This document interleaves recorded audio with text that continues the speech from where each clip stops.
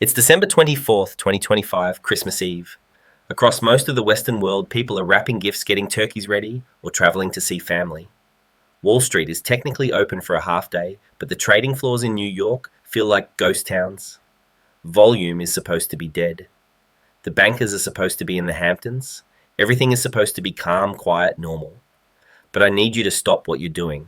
Put down the wrapping paper and look at the screen, because while the West was asleep, the East just broke the financial system. Ladies and gentlemen, Asian Guy here, and we're not doing hyperbole today. No clickbait. What we're watching are mathematical impossibilities unfolding in real time, moves that shouldn't exist inside a functioning market.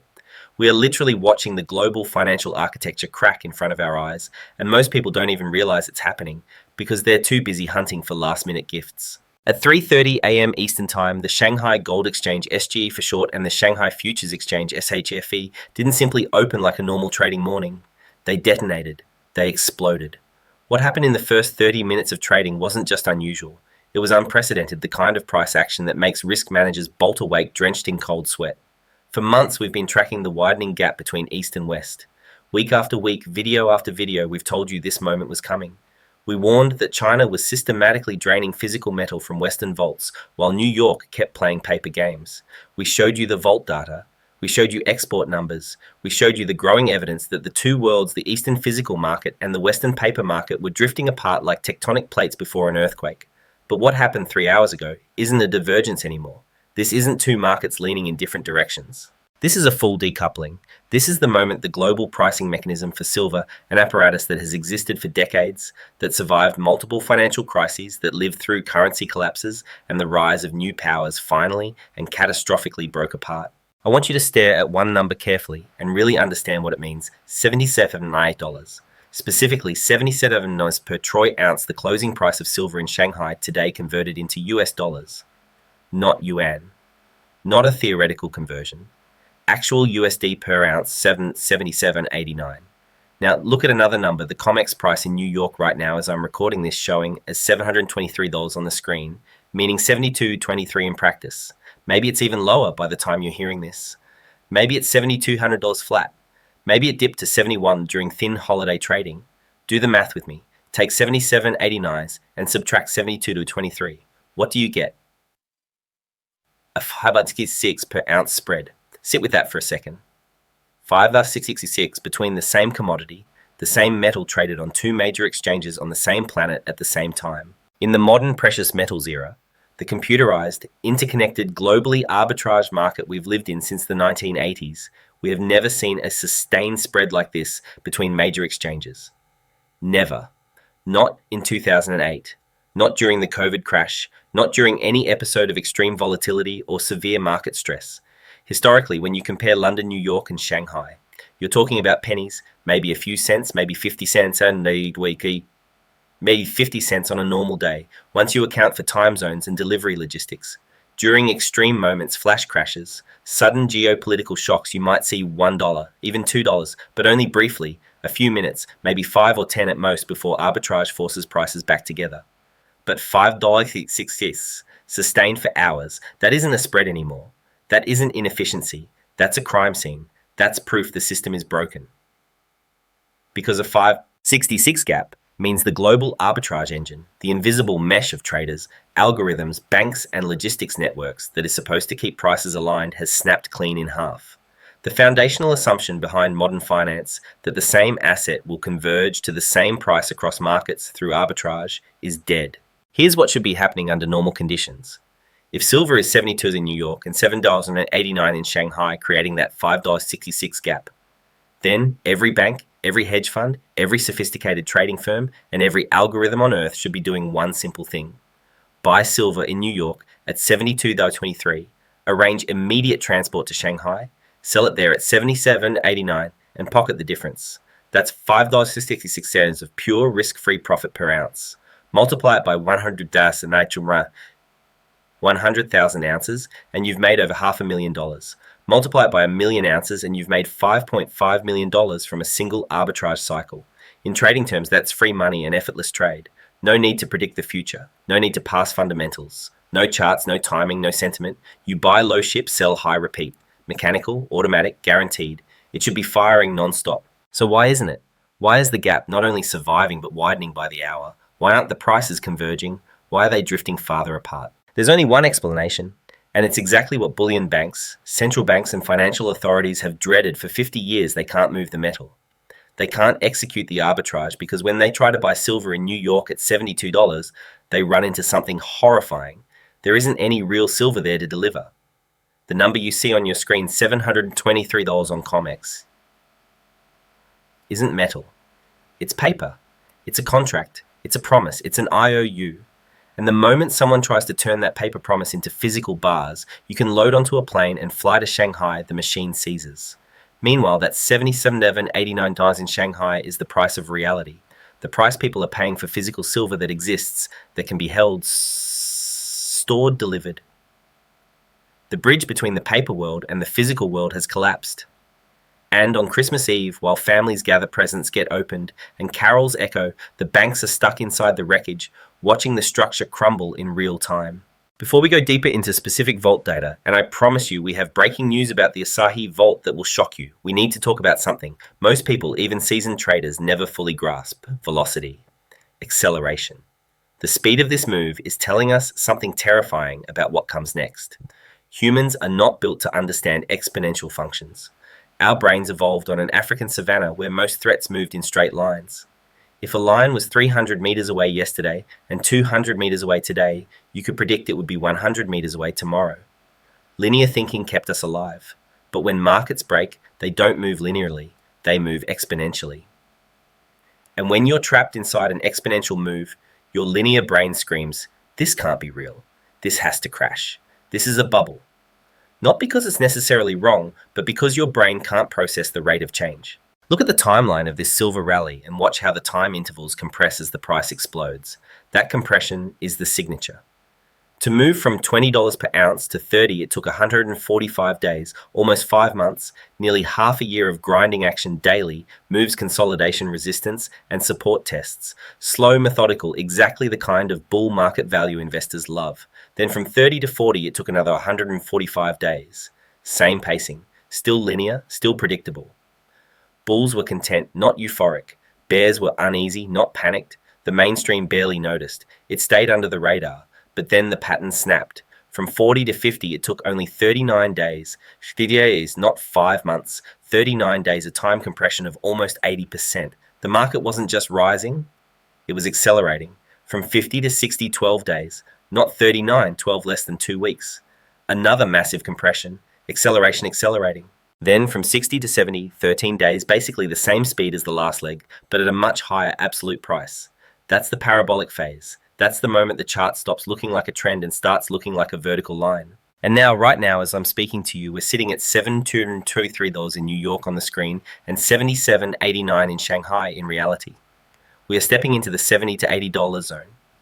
And based on the velocity we're seeing, based on the overnight order flow coming out of Asia, based on the volume, the momentum, and the near total absence of sellers, this next leg from $70 to $80 might not take 13 days.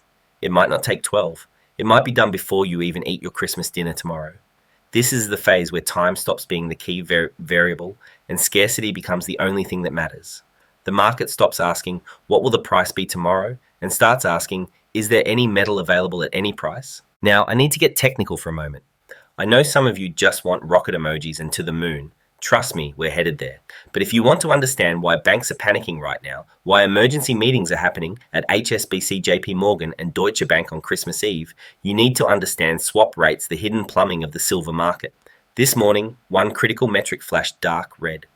99% of retail traders never even look at it, and many don't know it exists. But every single risk manager at every major bullion bank is staring at this number right now, sweating through expensive shirts with the air conditioning blasting. The 1-year silver swap rate minus the US interest rate has collapsed to -7.20, -7 Here's why that matters. Under normal conditions, if you want delivery 1 year from now instead of buying today, it should be cheaper to buy future delivery than to buy immediate physical. Because if you take metal today, you must pay storage rent, vault space, pay insurance against theft, pay security, pay transport and logistics. Those carrying costs add up. So the standard healthy state contango typically means future delivery is priced to reflect carrying costs. But right now we're seeing the opposite. The market is inverted. We're in backwardation, and not mild backwardation, but super backwardation extreme. Backwardation 7.18%. In plain English, it means the market is screaming, I will pay you a 7% premium extra money if you give me the metal right now today immediately instead of making me wait a year. Think about that insanity. Someone is effectively saying, I'll pay you $107 for something I might be able to get for $100 next year just for the privilege of having it now. Why would anyone do that? Because the industrial buyers, Samsung, Tesla solar manufacturers, electronics giants, do not believe silver will actually be available in 2026. They're reading the same signals deficit numbers, flat, mine, production inventories draining. They're making a cold, calculated decision. I don't care about the 7% premium. I don't care about storage costs. I need the metal in my warehouse, in my factory, on my production line now. Because if I don't lock it down today, it may not exist tomorrow at any price. That negative 7.18% isn't a quirky statistic. It's a scream from the industrial supply chain. It's panic made visible. Companies that built their entire operating model around just-in-time inventory, assuming silver would always be there, are discovering that assumption was catastrophically wrong. And here's the terrifying part for anyone short silver. It isn't stabilizing. It isn't drifting back towards zero. It's getting worse by the minute. Yesterday, it was negative 6%. Today, it's negative 7.1. The desperation is rising exponentially just like the price. Let me put this into historical context so you understand how extreme this is. In 1980, during the famous Hunt Brothers squeeze when three brothers from Texas tried to corner the silver market and drove prices from under $10 to around $50 in months, we did see backwardation. But that inversion was driven mostly by speculators, a small number of wealthy individuals using leverage to force an artificial squeeze. That was financial manipulation, not industrial necessity. In 2011, when silver hit its prior peak around $40.70, we saw backwardation during portions of that rally too, but that was driven largely by retail FOMO, a speculative fever from people chasing a quick win and remembering the Hunt Brothers story. Emotional buying, not fundamental demand. Today is different, categorically different. The backwardation we're seeing now isn't being led by speculators looking for a payday. It's being driven by industrial necessity, combined with sovereign accumulation companies that must buy silver to build products alongside countries that want silver to support currencies and strategic reserves. These are buyers you can't scare away. You can stop leveraged speculators by changing margin rules. COMEX did that in January 1980, famously tightening the screws with Silver Rule 7, jacking up margin requirements and forcing liquidation when the hunts couldn't meet margin calls. You can shake out retail with volatility, drop the price 20% in a week and watch panic selling. But you cannot shake out Samsung. You cannot shake out a solar panel company that has $1 billion factory that goes dark without silver paste. You cannot shake out an EV manufacturer that promised shareholders 5 million cars next year. These are price inelastic buyers. They will pay $70. They will pay $100. They will pay $200 because without silver, they don't have a business. Without silver factories, stop workers go home, shareholders sue, companies collapse. That's why today is 10 times more dangerous for banks than 1980 ever was. In 1980, banks were fighting speculators who wanted to get rich. Today, banks are short against entities that must buy to survive. 2. Now look at this, through the eyes of the bullion banks themselves, the swap dealers, the market makers, the institutions that exist to provide liquidity. HSBC, JP Morgan, Deutsche Bank. They make money on bid-ask spreads. They profit by being willing to buy when others sell and sell when others buy. They depend on a stable swap market to hedge exposure and manage risk, so they don't get obliterated by sudden moves. But when the swap rate collapses to negative 7%, the plumbing breaks. Liquidity evaporates. Banks that normally lend silver to one another suddenly refuse. The interbank market freezes and the banks get stranded in the middle with massive exposure and no hedging exit. Picture being a banker at one of these institutions. A client comes in and says, "Deliver 1 million ounces of silver to me in London next month." You say yes because that's your business. You don't actually keep 1 million ounces sitting idle in your vault. Banks don't work like that. You assume you can borrow it through the swap market later or buy it when needed. But today, when you try to borrow, the other bank says, "No, I'm not lending. I need my metal. I don't trust you'll be able to return it. I'm keeping what I have." Now you're naked short. You owe delivery you can't meet and you can't borrow to cover. If you try to buy 1 million ounces outright in the open market, you push the price even higher, amplifying losses across your other positions. You're locked in a doom loop with no escape. This is why we're seeing massive vault drains. The banks and players who do have physical are grabbing it and hoarding it for their own survival. They aren't lending. They aren't swapping. They're hiding it. The interbank lending market for silver is freezing solid like water pipes during a winter storm, and when pipes freeze, they burst. People keep asking in the comments, Asian guy, won't they just hit the kill switch? Won't they halt trading like 1980? Won't they change the rules? Listen carefully. They can halt the New York futures market. Yes, they can press a button and stop the COMEX screen from blinking. They can suspend paper contracts. They have that authority and they might use it. But they cannot halt the swap market. They cannot halt the physical market in Shanghai. They cannot halt reality. If they shut down COMEX tomorrow, declare a trading halt force majeure, whatever emergency language they want. What happens? That negative 7% swap rate can go to negative 10. Shanghai can rip to $85, $90. The real market just rats around New York and keeps going in the east. New York is losing relevance in real time. This negative 7.18% is the sound of COMEX dying. It's the sound of pricing power shifting from west to east. It's the death rattle of an empire. So let's take inventory of the breaks in the system we can already prove. Break number 1, arbitrage is broken. That $5.66 gap between New York and Shanghai shows global price discovery failed.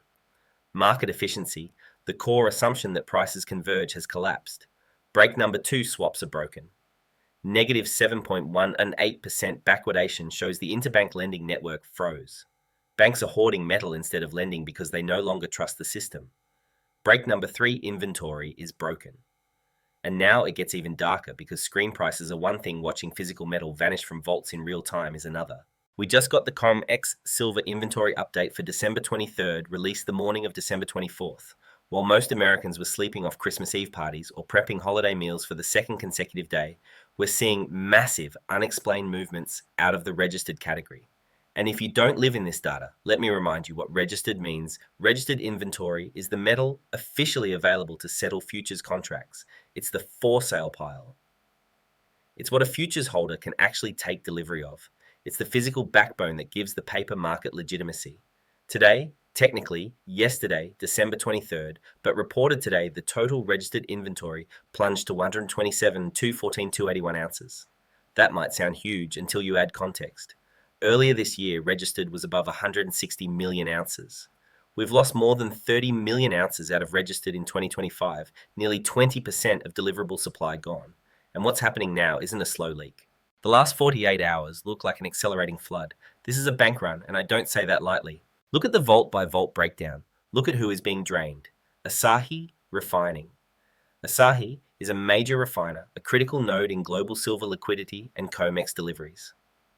Overnight, meaning from the close on December 22nd to the close on December 23rd, 42,453 ounces were adjusted out of Asahi's vaults. Gone. Removed from the for sale list, the reporting line shows 42,453, and the move is described as over 1.4 million ounces of deliverable silver disappearing from one of the most important vaults in the system. And Asahi wasn't alone. This wasn't a one-off error or a paperwork glitch. JP Morgan vaults, 597,993 ounces withdrawn, nearly 600,000 ounces out of JPM's custody. CNT vaults, 228,780 ounces withdrawn. StoneX vaults, 24,984 ounces withdrawn. Added up, and you're talking about millions upon millions of ounces leaving the COMEX system precisely as prices are hitting all-time highs. And pause on that psychology because it matters. In normal markets, when a commodity hits record highs, sellers show up. People who bought lower decide to take profits. Recyclers ramp up. Miners try to push output. Supply comes to market. That's basic economics. But today, the opposite is happening. The price is at records and the metal is exiting the system at record speed. This is what a bank run looks like in 25. Not people lining up outside marble buildings. It's armored trucks at loading docks, forklifts shifting pallets of bars, owners of metal, the informed players, the smart money, saying, I don't trust your paper promises. I don't trust your futures contract. I don't trust your system. Give me my bars. Give me my physical metal now. Now go back to that $5.66 spread between Shanghai and New York and watch how the pieces lock together into a nightmare for the banks. Many major bullion banks and swap dealers are short in New York. They sold futures promises to deliver at $65,068, $70, back when they believed silver could be contained, when they believed paper would hold forever. With New York at 723 is on the screen, 72.23, those shorts are bleeding. Every $1 up costs millions. Painful, but still within the kind of losses big banks can absorb. But here's the problem. The real price isn't $72. The real price, the price of physical silver you can hold, is $77.89 in Shanghai. If the New York paper market were forced to converge with physical reality, if COMEX contracts had to settle at the true global physical price, those banks wouldn't just be losing money. They'd be insolvent. Bankrupt. Capital wiped out. So what are they doing? They're fighting to hold New York down. They're throwing algorithms at COMEX to keep price pinned near 72, maybe even push it lower if possible. They're spoofing. They're building fake sell walls. They're doing everything they can to sustain the illusion that $72 is the real price of silver. But China is calling their bluff by bidding $77.89. And because China is paying $77.89 as it appears in the shorthand print and offering nearly $6 more than New York, all the physical bars that can still be sourced in the West are being loaded up and shipped east. This creates a COMEX doom loop. Watch the spiral step by step. Step 1. Banks suppress New York to protect shorts, keeping it near $72. Step 2. That suppression while Shanghai trades 77 as widens the arbitrage gap, making the 5.66 profit opportunity even more irresistible to anyone who can move metal. Step 3. That wide gap incentivizes players with physical access to drain COMEX vaults and ship to China to collect the extra $6 per ounce. Step 4, as bars leave registered inventory collapses, like Asahi losing 142,453, described as over 1.4 million in a single day. Step 5, when vaults run dry and deliveries can't be met. COMEX faces a default scenario, paper promises break, and the Western paper system collapses. We are watching the liquidation of the Western silver market in real time. This isn't a temporary dislocation, this is a regime change. For half a century, London and New York dictated the global silver price, the LBMA fix in London, the COMEX futures in New York. Miners sold off those benchmarks. Manufacturers bought off those benchmarks. Investors tracked those benchmarks.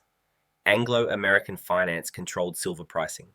But today, December 24th, 2025, that authority has been revoked. Not by vote, not by treaty, not by a press conference. It's being ripped away by the raw mechanics of the market. Shanghai is setting the price now. Shanghai is saying silver is worth $77.89. New York is turning into a discount outlet that's running out of inventory. And when New York runs out of stock, the number on the screen won't matter, because a price without physical backing is just fiction, just a number, just a lie. And somewhere in offices that were supposed to be empty on Christmas Eve, the risk managers who got called in are staring at emergency dashboards watching the $5.66 spread. They can't close the -7. 18% swap rate proving metal isn't available to lend, and the Asahi report showing massive ounces walking out the door, realizing they are completely, utterly trapped. Now we have to talk about the why behind all of this again, because if you're a casual investor, -7.18% might sound like technical gibberish. But if you're a bullion banker at HSBC, JP Morgan, Scotia, or Deutsche Bank, that number reads like a death sentence. It's the 1-year silver swap rate minus the US dollar interest rate, and yes, swap rates sound boring, like watching paint dry. But on December 24th, 2025, this rate didn't just wobble. It collapsed off a cliff, telling us the internal plumbing, the hidden pipes and gears that let silver flow from mines to refiners to manufacturers to investors has stripped its gears. The machine is broken. Let me explain it so simply. A 5-year-old could get why banks are terrified. In a normal, healthy commodity market, silver for delivery 1 year from now should be more expensive than silver delivered today. Not less expensive, more expensive. Why would future delivery cost more? Because of storage costs. Vault space isn't free, and you might pay around 50 cents per ounce per year or more, depending on security and insurance. Because of insurance theft risk, vault risk, shipping risk, and because of the opportunity cost of capital money tied up in metal, can't be earning interest in bonds or dividends in stocks. Mechanically, the 2026 delivery price should equal today's spot price plus storage, plus insurance, plus opportunity cost. That's contango the normal healthy curve. But look at what's happening now. The market is doing the opposite. The curve is inverted. The market is effectively saying, if you promise not to take silver today, if you agree to wait until 2026, we'll give you a 7% discount off the current price. That's backwardation. And 7.18% backwardation is not a tiny anomaly, not a blip, not a rounding error. It's desperation made visible. It means the demand for immediate physical possession is so intense that buyers are willing to pay a massive premium to have the metal now because they don't believe it will be available next year at any price. So who is paying that premium? Not retail investors. Buying 10 or 20 ounces for a collection retail doesn't create backwardation. The buyers forcing this are industrial giants who cannot function without silver. It's the solar panel manufacturer running a billion-dollar factory, 24/7 fixed costs. Labor costs, equipment costs, debt, service. We're running out of silver paste, shuts the entire plant down and costs millions per day.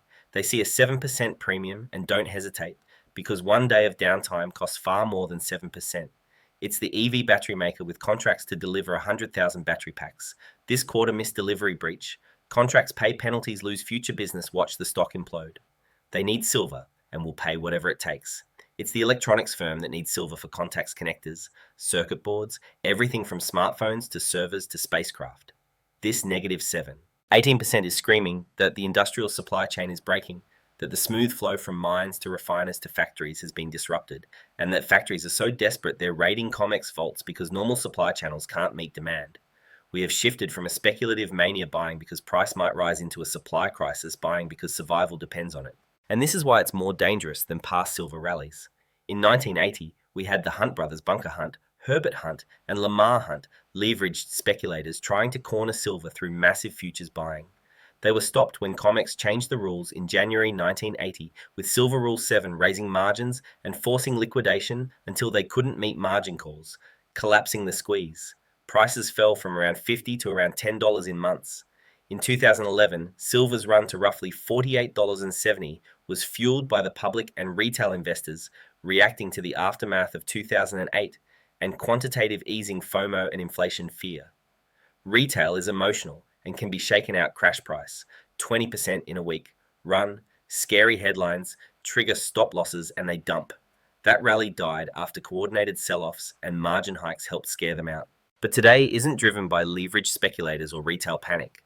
Today's buying is industrial necessity combined with sovereign accumulation. These buyers can't be shaken out. You can't margin call Samsung. You can't frighten a solar company that must deliver panels next quarter. You can't convince an EV supply chain to take profits. You can't shake out a company that spent 5 years developing a new solid-state battery design requiring 1 kilogram of silver per vehicle, built new factories for it, and committed billions to automotive partners. These are price inelastic buyers, $70 or $100, $200 if they have to, they pay because the cost of not having silver is worse than any price. And that's the nightmare for shorts. When you short something, you bet you can buy it back cheaper later. But if you're short against buyers who must buy regardless of price, you have no exit. You cover at whatever price they demand or you default. Those are the options. From the bank's perspective, the bullion banks are supposed to stand in the middle. Manufacturers buy from them, miners sell to them, and the bank clips a spread. In normal times, it's steady money. They hedge through swaps and futures because the system is liquid and built on trust. When swap rates crash to -7%, trust evaporates and liquidity disappears. Banks stop lending silver to each other because they don't trust counterparties to return metal. It's like the credit freeze of 2008 when banks stopped lending overnight because nobody knew who would blow up. Now that same freeze is happening in silver. Imagine you're the risk manager again. A client demands 1 million ounces delivered in London next month. Normally you'd say yes, you don't keep that metal sitting around, but you'd borrow it, lease it, or buy it when needed. Today, you ask another bank to lend and they say, no, absolutely not. I'm keeping my metal. I need it for my obligations. I don't trust you can return it. You're naked short, holding a legal obligation you can't fulfill. If you try to buy the million ounces in the open market to cover your buying pushes price higher, exploding losses on all your other shorts and creating a feedback loop. A doom loop. That's why vault drains are happening. Those with physical are yanking it out of the shared pool and hoarding it. Interbank cooperation collapses. The system fractures. And so we return to the kill switch question. Yes, New York can halt futures. COMEX can suspend trading, declare an emergency restrict positions to liquidation only like 1980. Regulators can press buttons, but they cannot halt the swap market. They cannot halt Shanghai's physical trading. They cannot halt industrial demand. They cannot halt reality. If COMEX freezes tomorrow morning, silver doesn't stop existing and factories don't stop needing it. The -7% can become -10, -12. Shanghai doesn't stop at 77.89. It can run to $85, $90. $100. Physical trade continues in the East, while the West's paper market sits frozen. New York gets bypassed. COMEX becomes irrelevant. That negative 7.18% is the sound of COMEX dying, the sound of 50 years of Western price authority ending the sound of global pricing shifting west to east. So let's summarize again, because these breaks define what comes next. Break 1 global arbitrage is broken 5.66 between New York and Shanghai for hours proves price discovery failed and the assumption of convergence is dead. Break 2 swaps are broken. Negative 7.18% backwardation proves interbank lending froze and banks are hoarding metal because trust collapsed. Break 3 inventory is broken and now we have physical evidence of panic. We received the COMEX silver inventory update for December 23rd, published the morning of December 24th. And it's genuinely shocking even for those tracking this for months. For the second consecutive day, we're seeing massive unexplained movements out of registered. Total registered is now 127, 214, 281 ounces silver, officially available to settle futures contracts. Earlier this year, registered was above 160 million. We've lost over 33 million ounces from that peak, over 20% of deliverable supply gone vaporized, removed. And what's happening in the last 48 hours isn't a slow decline, it's a stampede. Look at the vault numbers again. Asahi, refining one of the world's premier refiners and a crucial supply chain player, shows through 453 ounces, withdrawn overnight from their New York vaults described as over 1.4 million ounces walking out the door of one of the most important storage facilities in the entire COMEX system, JP Morgan. The vault, everyone watches given their history in silver shows, 597.93 ounces, leaving their vaults nearly 600,000 ounces gone from JPM's custody, also reported as 597.993. CNT Depository lost 228.780 ounces. StoneX shows 24.984 ounces withdrawn. In total, millions upon millions of ounces are being physically removed from COMEX in a 48-hour window, precisely as silver prints all-time highs. That's backward. That violates normal market behavior. When a commodity hits record prices, supply should come out. Instead, supply is disappearing at the fastest rate we've ever seen. This is what a bank run looks like now.